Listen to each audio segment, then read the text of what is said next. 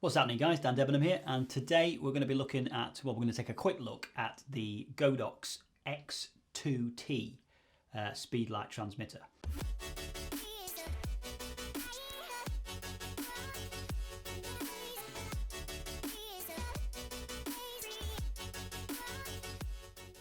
There are three Speedlight transmitters that Godox do. There's the X1T, the X Pro, and the X2T. The X2T being the latest version.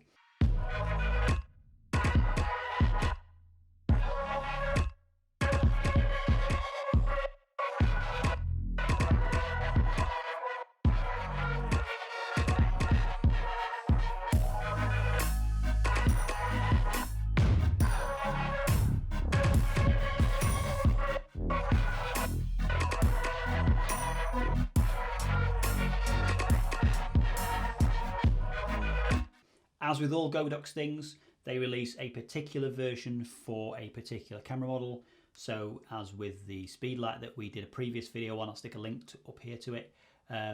They have a little letter at the side of each one which denotes what you are. Mine is a Canon one, so it's an X2Tc, and this is a 5-group transmitter, which means that you can have 5 separate groups on there.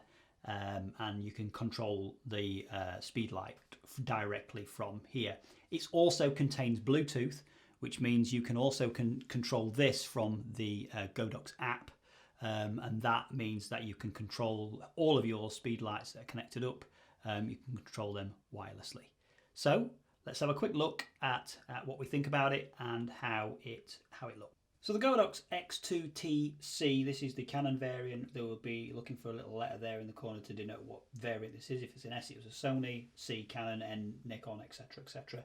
It's got a hot shoe on the top. It's got the group buttons along the left-hand side. So as we're looking at it from the top, if it was mounted to a camera, this is what it would look like. You've got the flash fire here, which is basically that. On the right-hand side, we've got the on-off switch and the focus assist button. At the front, we've got the IR focus assist seer. On the left side, which I'll just flick it around, we've got a USB-C and a 3.5mm jack. And then on the bottom, we've got the battery. We've got the hot shoe mount, and we've also got the selector wheel as well. This connection here for the hot shoe mount is a 1/4 turn lock button, which I think was adopted from Nikon. And then along the back here we've got the screen, which has got the mode button, menu button and set button. So if I just turn that on, you can see we've got the mode on now is manual 1/64 +3 exposure. We can press and hold these down because they're all long press. So if we press and hold that down, and it will lock the system so you can't press any of the buttons by accident. You press and hold this one down, it brings up the bulb so that it's bulb firing rather than normal, so you can do long exposures, etc. And then obviously you've got the set, and that brings you up every menu that you want. So if we go into menus, we'll go to menus from here. We've got, let's just get back to the top. Okay, so sync, we've got the rear curtain, high-speed sync and front curtain. We've got Bluetooth, because this is obviously Bluetooth enabled, which means you can use it with the app. You've got that on and off. And it gives you the register number there. You've got the beep on and off, which means that every time you press a button it will beep, or you don't want it to. I have set that to off.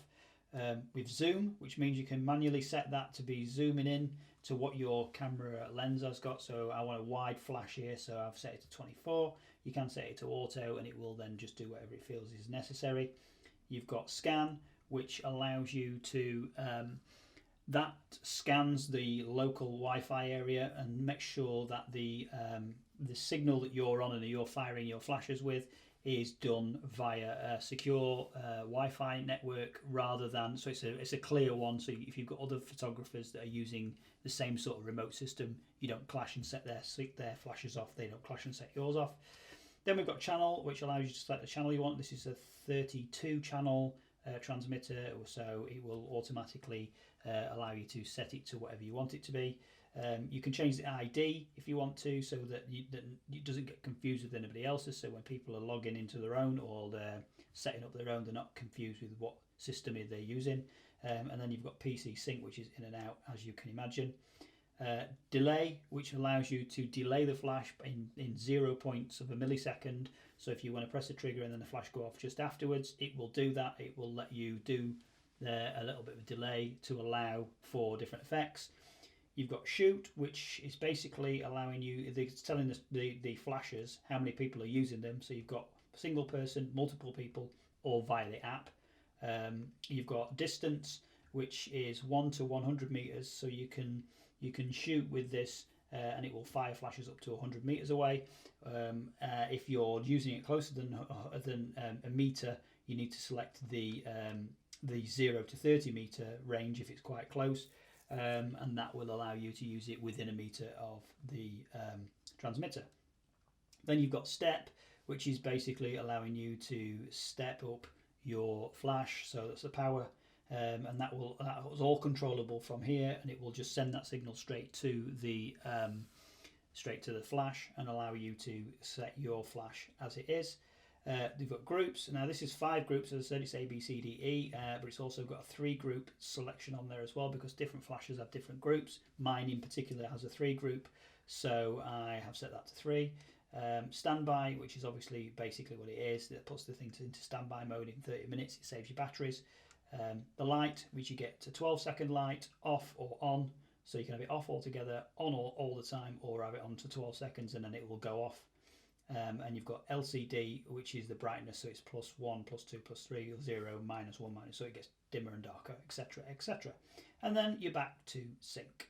So it's a great piece of kit. It's absolutely a great piece of kit, and yeah, I think it does warrant having one. If you're taking photos and you've got a Speedlight, you could really do with the ability to be able to remotely use that Speedlight, because it's not always that it needed to be on top of your camera.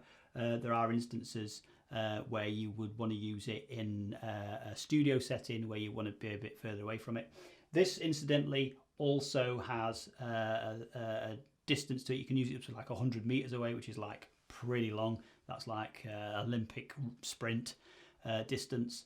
So that's 100 meters is quite a way for you to be able to use that, and there are various settings there, as you've just seen, that allow you to do that.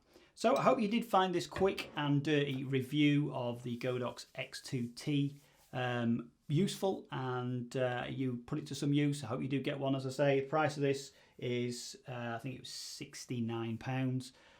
So all in, if you bought a cheap Speedlight, Godox Speedlight, and the transmitter, you're looking at roughly around about 120 quid, and you're all in and all done.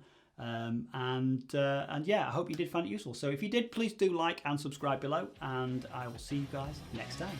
Peace.